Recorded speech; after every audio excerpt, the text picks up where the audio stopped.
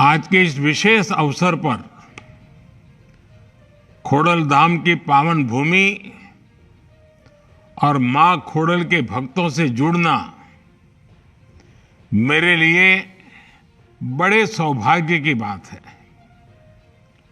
जन कल्याण और सेवा के क्षेत्र में श्री खोडलधाम ट्रस्ट ने आज एक और अहम कदम बढ़ाया है।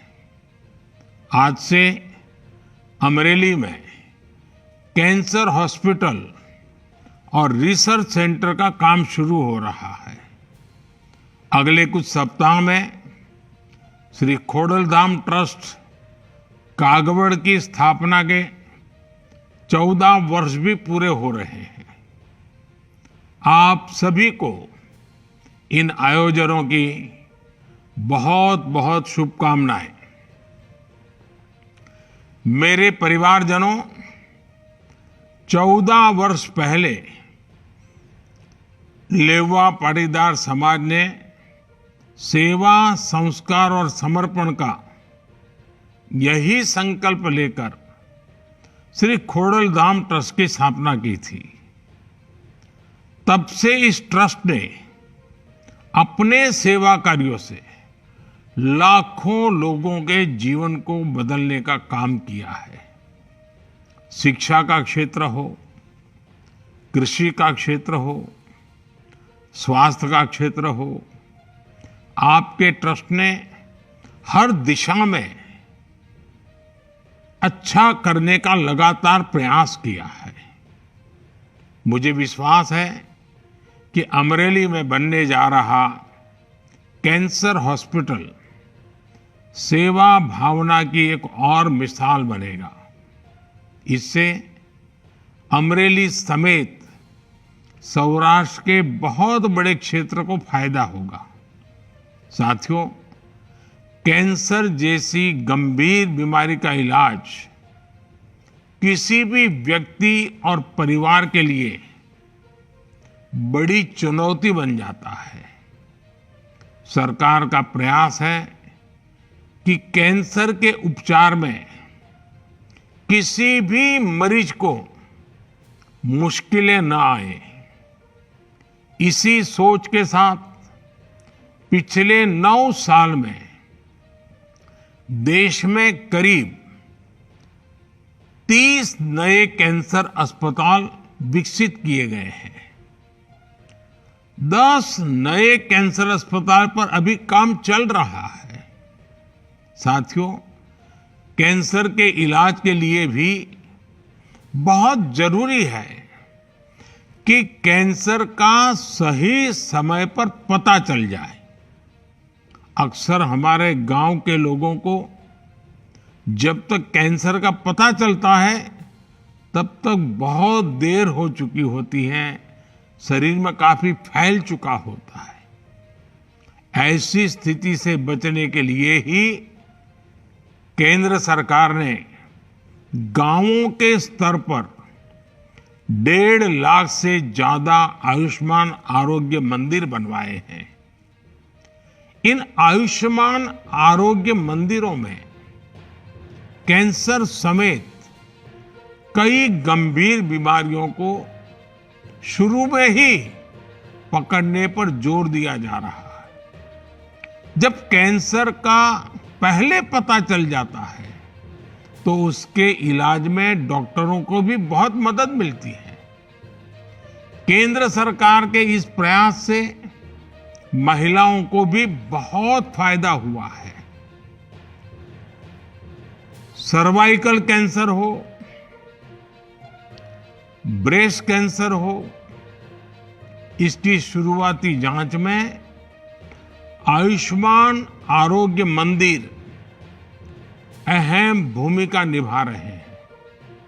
साथियों, पिछले 20 वर्षों में गुजरात ने स्वास्थ्य के क्षेत्र में अभूतपूर्व प्रगति की है। आज गुजरात भारत का बड़ा मेडिकल हब बन रहा है। 2002 तक गुजरात में सिर्फ 11 मेडिकल कॉलेज थे। आज उनकी संख्या बढ़कर 40 हो गई है। 20 सालों में यहां एमबीबीएस सीटों की संख्या बढ़कर करीब 5 गुना हुई है। पीजी सीटों की संख्या में भी करीब 3 गुना बढ़ोतरी हुई है। अब तो अपने राजकोट में एम्स भी है। 2002 तक गुजरात में सिर्फ 13 फार्मेसी कॉलेज थे। आज उनकी संख्या 100 के आसपास हो गई है। 20 वर्षों में डिप्लोमा फार्मेसी कॉलेजों की संख्या भी 6 से बढ़कर 30 के आसपास पहुंच गई है। गुजरात ने स्वास्थ्य के क्षेत्र में बड़े सुधार का मॉडल पेश किया है। यहां गांव-गांव में कम्युनिटी हेल्थ सेंटर्स खोले गए। आदिवासी और गरीब इलाकों तक स्वास्थ्य सुविधाएं पहुंचाई गई। गुजरात में 108 एम्बुलेंस की सुविधा पर लोगों का भरोसा लगातार मजबूती हुआ है।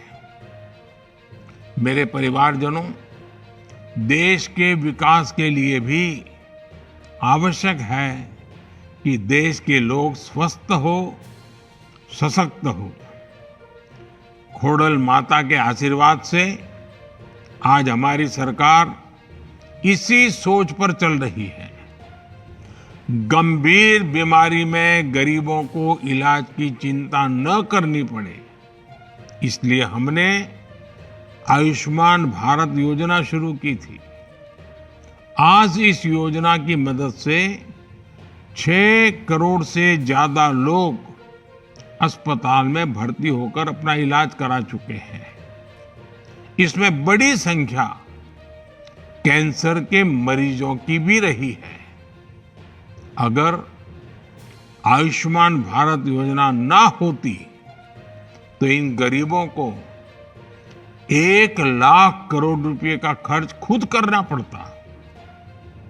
हमारी सरकार ने 10,000 जन औषधि केंद्र भी खोले हैं, जहां लोगों को 80% डिस्काउंट पर दवाइयां मिल रही हैं। अब सरकार पीएम जन औषधि केंद्रों की संख्या को बढ़ाकर 25,000 करने जा रही है। सस्ती दवाइयों की वजह से मरीजों के 30,000 करोड़ रुपए खर्च होने से बचे हैं। सरकार ने कैंसर की दवाइयों के दाम भी नियंत्रित किए हैं, जिनका लाभ अनेकों कैंसर मरीजों को हुआ है। साथियों, आप सभी से मेरा इतना पुराना नाता रहा है। मैं जब भी आपके बीच आता हूं, कुछ ना कुछ आग्रह करता हूं। आज भी मैं आपके सामने अपने आग्रह दोहराना चाहता हूं।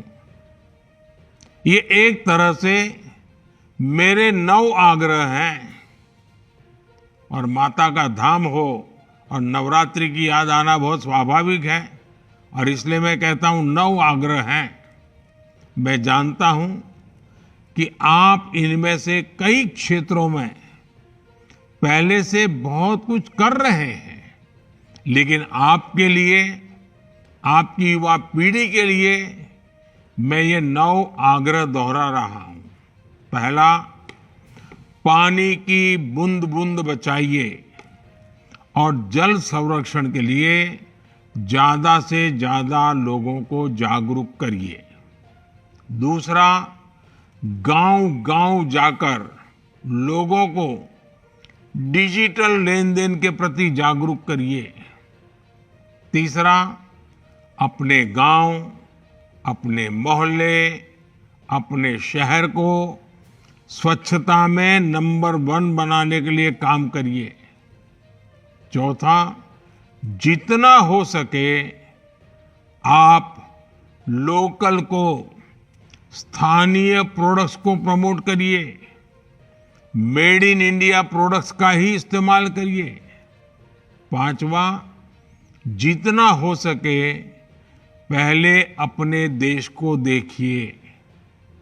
भ्रमण करना है तो देश में भ्रमण करिए, अपने देश में घूमिए, अपने देश के पर्यटन को बढ़ावा दीजिए। छठा, प्राकृतिक खेती के प्रति किसानों को ज्यादा से ज्यादा जागरूक करते रहिए। मेरा सातवां आग्रह है, मिलेट्स को, श्री अन्न को, हमारे यहाँ जो बाजरा और ज्वार खाते हैं ना, श्री अन्न को अपने जीवन में शामिल करिए, इसका खूब प्रचार प्रसार करिए। मेरा आठवां आग्रह है, फिटनेस, योग हो, स्पोर्ट्स हो, उसे भी अपने जीवन का अभिन्न हिस्सा बनाइए। मेरा नौवां आग्रह है, और ये मैं मानता हूं कि हमारी नई पीढ़ी को ध्यान में रखते हुए आप सब से मेरा ज्यादा आग्रह है, किसी भी तरह की ड्रग्स और नशे की लत से बिल्कुल दूर रहिए। अपनी युवा बच्चों को बचाइए, इन्हें अपने जीवन से दूर रखिए। साथियों, मुझे विश्वास है आप सब अपने हर दायित्व को पूरी निष्ठा और सामर्थ्य से पूरा कर सकते हैं और करते रहेंगे। अमरेली में बनने जा रहा कैंसर हॉस्पिटल भी सर्व समाज के कल्याण का उदाहरण बनेगा। मैं लेउवा पाटीदार समाज और श्री खोडलधाम ट्रस्ट को उनके भविष्य के आयोजन के लिए बहुत बहुत शुभकामनाएं देता हूं। मां खोडल की कृपा से आप इसी तरह समाज सेवा में जुटे रहें। एक बार फिर आप सभी को मेरी बहुत बहुत शुभकामनाएं। लेकिन जाते जाते एक और बात कह दूं, बुरा मत मानना। आजकल हमारे यहाँ भी ईश्वर कृपा से लक्ष्मी जी का वास हुआ है और मुझे खुशी है कि लक्ष्मी जी ने आपके यहाँ जगह पाई है।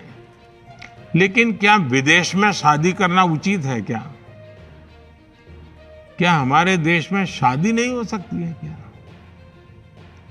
भारत का कितना धन बाहर चला जाता है। आप भी एक वातावरण बनाइए कि विदेशों में जाकर के अब ये शादी की बीमारी आ रही है ना, वो हमारे समाज में नहीं आनी चाहिए। अरे मां खोडल के चरणों में शादी क्यों न हो? और इसलिए मैं तो कहता हूं, वेड इन इंडिया, शादी हिंदुस्तान में करो। मेड इन इंडिया, वैसे वेड इन इंडिया। खैर, आप सब परिवारजन हैं तो बातें करने का मन कर जाता है, लंबी बात नहीं करता हूं। आप सबको बहुत बहुत शुभकामनाएं, धन्यवाद। जय मां खोडल।